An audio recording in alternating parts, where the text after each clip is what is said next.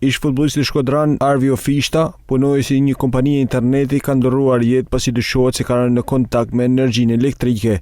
Ngjarja e rënd u shënua në lagjen Salo Alili në Shkodër paraditën e sotme. Mësohet se i ndjeri ishte duke punuar në një shtyllë elektrike për riparimin e një kablli interneti. Policia mfton se rreth orës 10:25 minuta në lagjen Salo Alili, 38 vjeçari Arvio Fishta, punojësi i një kompanie interneti, dyshohet se duke punuar në një shtyllë elektrike për riparimin e një kablli interneti, ka rënë në kontakt me energjinë elektrike dhe si pasojë ka humbur jetën.